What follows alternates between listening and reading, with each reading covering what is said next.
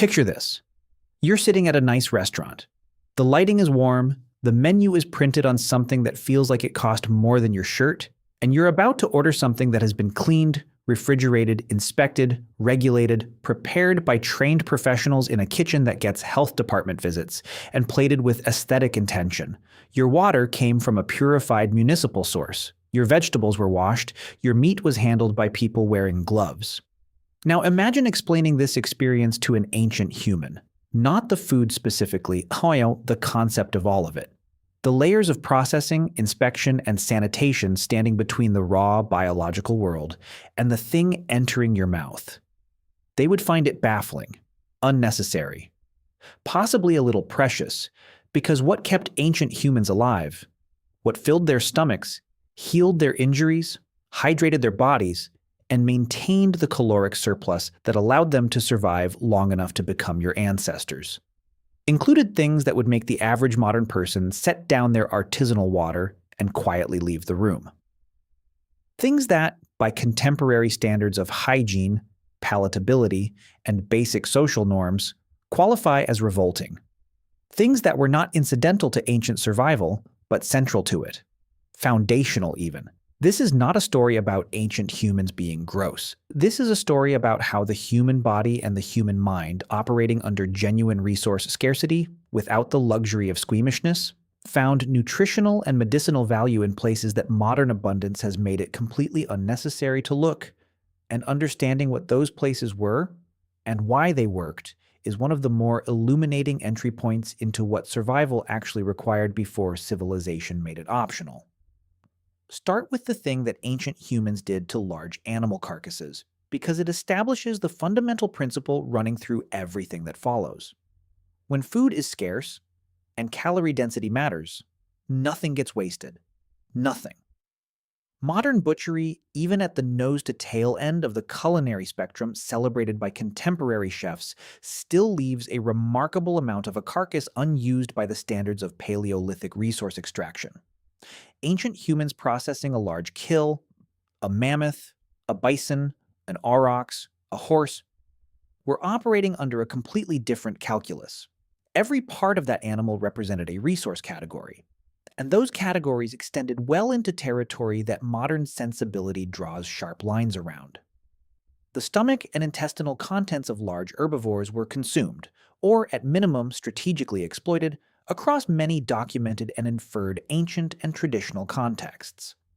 The stomach of a freshly killed ruminant contains partially digested plant matter in various stages of fermentation, essentially pre-processed vegetation that bypasses the considerable difficulty of chewing and digesting raw plant fiber. For populations in environments where plant food was scarce or seasonally unavailable, this represented accessible vegetable nutrition arriving in a conveniently pre-softened package. The Inuit practice of consuming the stomach contents of caribou is one of the most frequently cited ethnographic examples, and it wasn't incidental to their diet. In a landscape with essentially no plant food for much of the year, the partially digested lichen and tundra vegetation in a caribou stomach was among the only vegetable matter available. The nutritional logic is sound even if the presentation is challenging. Ruminants are extraordinarily efficient at extracting nutrition from plant matter that human digestive systems handle poorly. The multi-chambered stomach and specialized microbial communities of a ruminant accomplish fermentation and breakdown that human intestines simply can't replicate. Consuming the product of that fermentation allowed ancient humans to access plant nutrition from sources that would have passed through them essentially unused if consumed directly. The animal's digestive system was a tool, and ancient humans used it. Bone marrow is the ancient food that modern culinary culture has partially rehabilitated. Upscale restaurants now serve roasted marrow bones with toast points and fleur de sel. But in its original Paleolithic context, accessing marrow required and rewarded levels of effort and commitment that transform the restaurant version into something almost decorative by comparison. Marrow is extraordinarily calorie-dense. The fat in bone marrow provided ancient humans with the kind of concentrated energy that was genuinely difficult to obtain from lean muscle meat alone.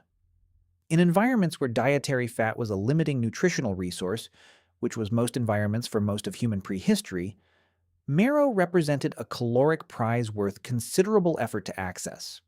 The effort involved smashing bones, not politely cracking them, actively destroying them with stone hammers against stone anvils to shatter the cortical bone and expose the medullary cavity. Archaeological sites containing ancient faunal remains frequently show exactly this evidence. Percussion marks on bone shafts, spiral fractures characteristic of green bone processing, anvil stones with impact marks, hammer stones with use damage consistent with repeated heavy striking. The bones of large animals were systematically destroyed for their interior contents at sites dating back hundreds of thousands of years, predating anatomically modern humans entirely. This is not a behavior Homo sapiens invented. It inherited it from ancestors who figured out that the inside of bones was worth the work. What happens at a really thorough ancient processing site is that bones were smashed, marrow extracted, and then the bone fragments themselves were further processed, boiled in water to render out the remaining fat from the bone tissue itself. This process produces a grease-slicked broth of considerable caloric density. The resulting liquid, bone grease, bone broth in its most primitive form, provided a fat source that extended the utility of an already exploited carcass beyond what casual examination would suggest remained. Ancient humans were wringing every remaining calorie out of something that already looked picked clean. Fermentation is where things get philosophically interesting, because it sits at the intersection of the disgusting and the brilliant in ways that reward careful examination. Ancient humans did not discover fermentation the way scientists discover things, through deliberate experimental design and controlled testing. They discovered it the way most ancient technologies were discovered, by observing what happened to food left in specific conditions, noticing that the result was sometimes useful rather than harmful, and incorporating that observation into practice. The specific conditions varied. The results ranged from mildly transformed to dramatically altered, and what they found across thousands of years of accumulated observation was that allowing certain foods to undergo microbial transformation produced outcomes ranging from extended shelf life to dramatically improved nutritional profile to psychoactive effects that would have been extraordinary experiences in a world without other mind-altering substances. Fermented meat is the category most immediately confronting to modern sensibilities, and it was practiced widely across populations with limited preservation alternatives. Allowing meat to ferment under controlled conditions, buried in the ground, stored in sealed containers, submerged in brine, produces a product with reduced pathogen load through the action of beneficial bacteria producing lactic acid, a dramatically extended usable life compared to fresh meat, and in many cases a flavor profile that populations who grew up eating it found appealing rather than offensive.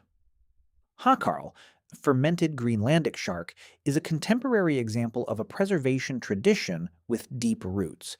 The shark flesh is toxic when fresh due to high urea content, and fermentation is not optional. It's the thing that makes the food edible at all. What looks like rotting is functionally detoxification. The sensory experience of fermented meat is something that people raised on fresh food almost universally find intensely unpleasant on first encounter. The smell, in particular, registers as a strong signal of spoilage to a nose calibrated by a lifetime of fresh food consumption. But that response is culturally and experientially contingent. Ancient humans who grew up eating fermented foods developed preferences calibrated to those flavors, and the disgust response of a modern person encountering them reflects the modern food environment rather than any objective property of the food itself. High meat, a term used in some Arctic and subarctic traditional food contexts to describe aged fermented meat, was consumed because the calories were there, because preservation technology was limited, and because the alternative was not eating. Ancient populations who developed practices around controlled fermentation were doing applied microbiology without the conceptual vocabulary. They knew which containers, which conditions, which temperatures, which timelines produced safe and useful results, even without any understanding of the bacterial communities doing the actual work. Insects are the dietary category that most dramatically illustrates the gap between what ancient humans ate and what modern Western food culture considers acceptable. Insects are consumed as food by approximately 2 billion people in the world today. By the way, If you want to go even deeper into the secret lives of ancient humans, I just launched a full course called The Secret Lives of Ancient Humans. 10 modules, 3+ hours of content covering everything we never talk about on YouTube. What they feared, how they communicated, what hunted them, and much more. Plus an exclusive PDF guide included. Link in the description. See you inside. Concentrated primarily in parts of Africa, Asia, and Latin America, where the practice never underwent the stigmatization that occurred in European and derivative food cultures. In the deep human past, before any food culture had developed categorical rules about what was and wasn't appropriate to eat, insects were a significant and nutritionally valuable food source across a wide range of environments. The nutritional case for insects is straightforward. Depending on species and preparation, insects provide protein content comparable to or exceeding conventional meat, with amino acid profiles sufficient to support human nutritional needs. Many species are high in fat, providing caloric density. Several are significant sources of micronutrients, including iron, zinc, B vitamins, and calcium.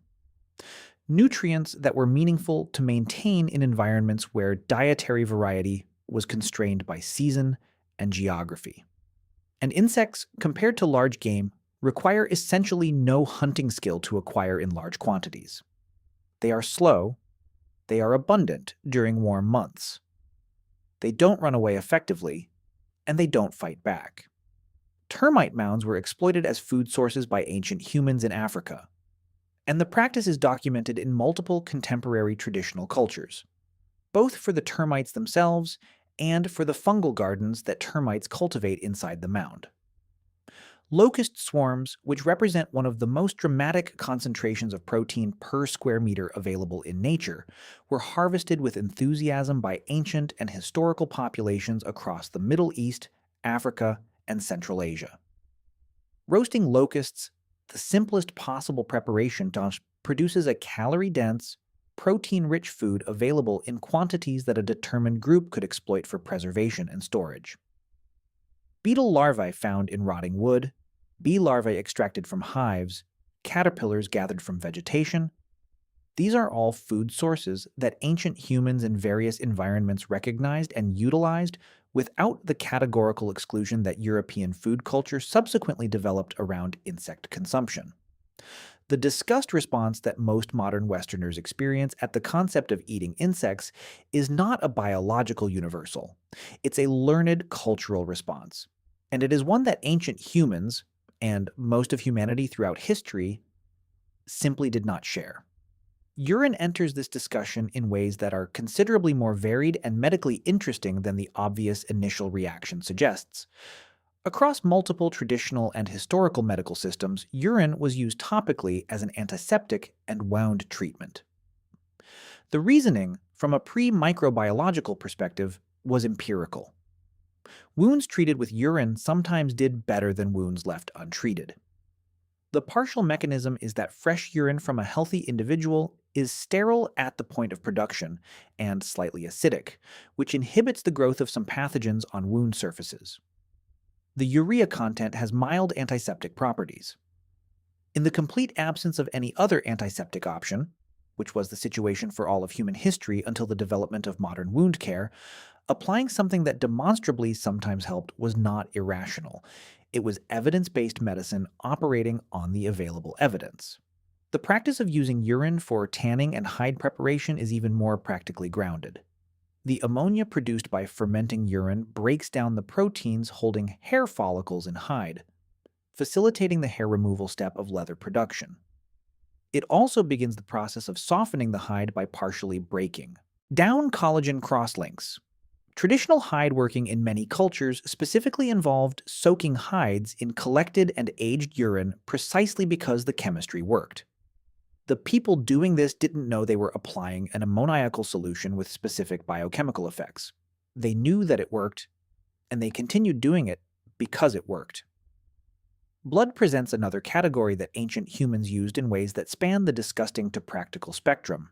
Fresh animal blood consumed immediately after a kill provided iron, protein, electrolytes, and hydration. particularly significant in environments or seasons where fresh water was scarce. The Maasai tradition of consuming blood from living cattle, collecting it from a small neck wound, mixing it with milk, and drinking it, is a nutritional practice with a clear logic in an environment where cattle represent both the primary food resource and a capital asset too valuable to slaughter casually. You can get blood nutrition without losing the animal. This represents sophisticated resource management, not primitive habit. Blood mixed with fat and dried into a high-calorie travel food, a form of pemmican-adjacent preparation, represented portable, shelf-stable caloric density for populations on the move. The fat prevents oxidation of the blood proteins to some degree, extending the useful storage life beyond what fresh blood would provide. Ancient humans moving across landscapes on extended hunting or travel expeditions needed energy-dense portable food, and blood fat preparations delivered exactly that. Parasites are perhaps the most conceptually difficult entry in this catalog, because the relationship between ancient humans and their internal passengers was not the simply adversarial one that modern medicine frames it as. Ancient humans were parasitized, broadly and consistently.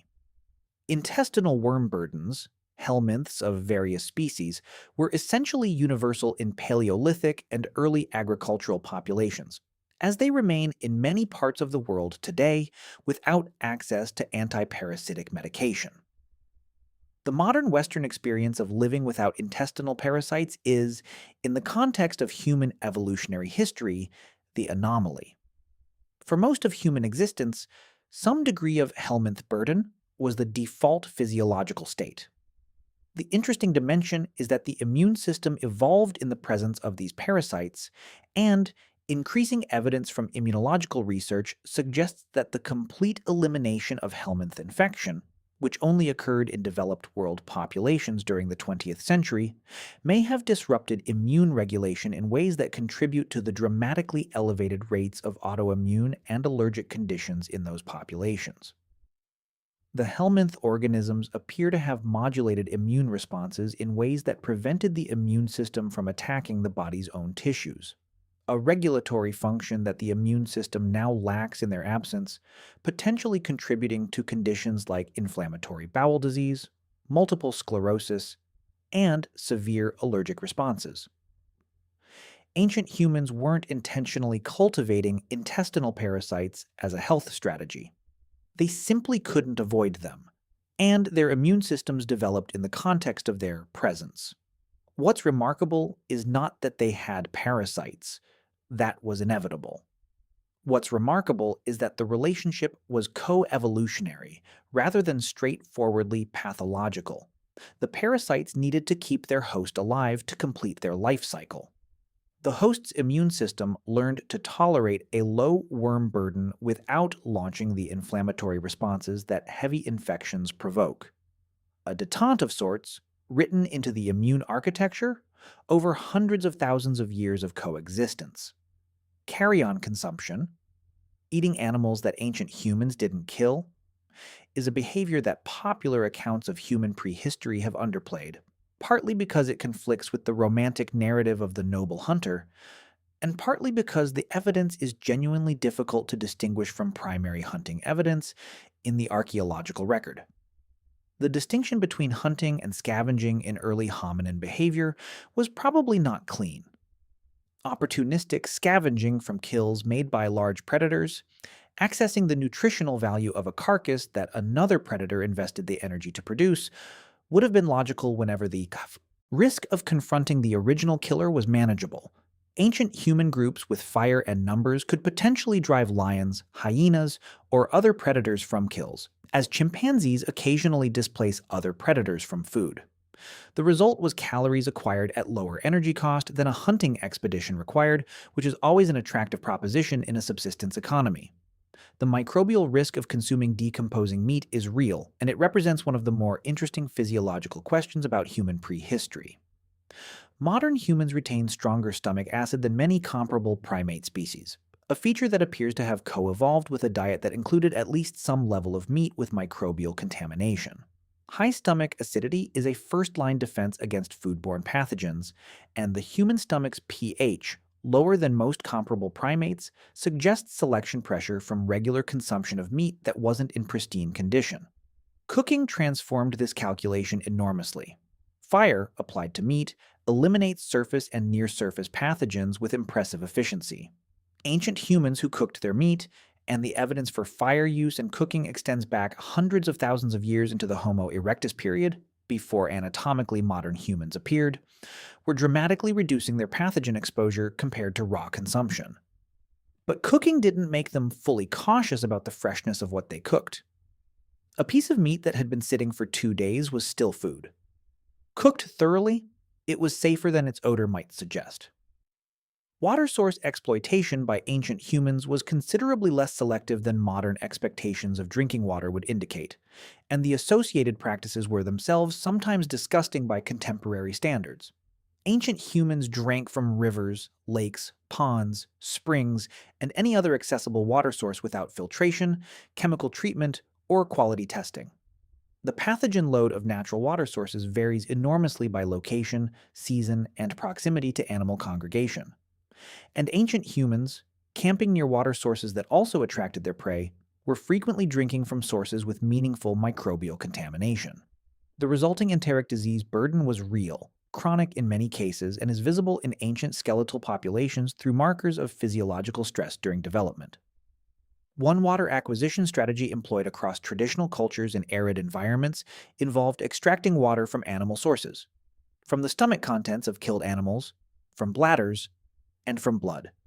When environmental water was unavailable, the partially digested plant matter in a ruminant's stomach contains significant moisture. Squeezing the stomach contents to extract that moisture, strained through any available material, represented hydration when no other source was accessible. Unappetizing in any comfortable modern assessment.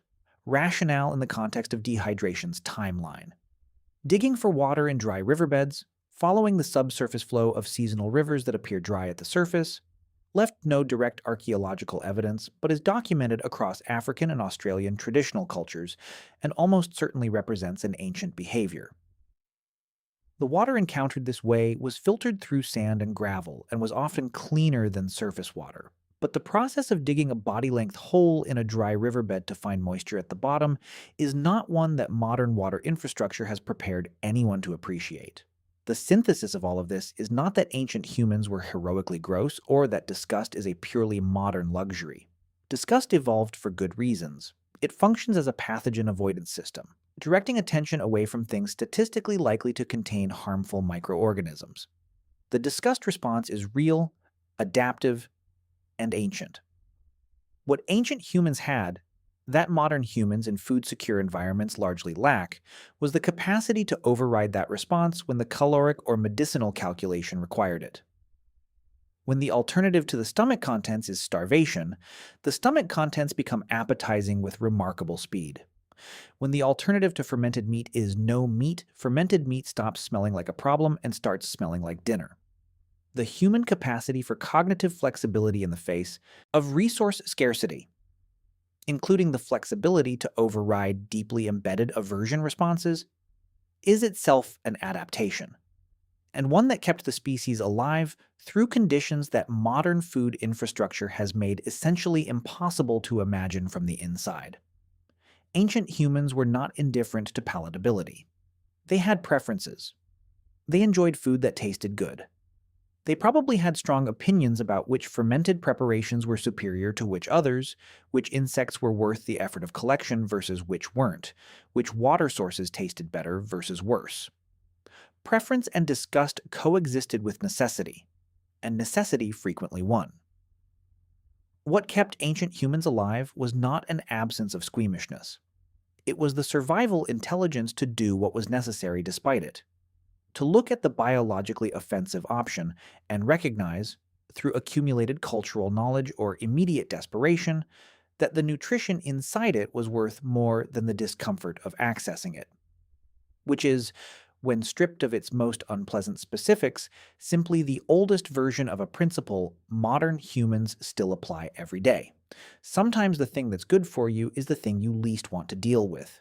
Ancient humans just applied it to significantly more confronting raw material.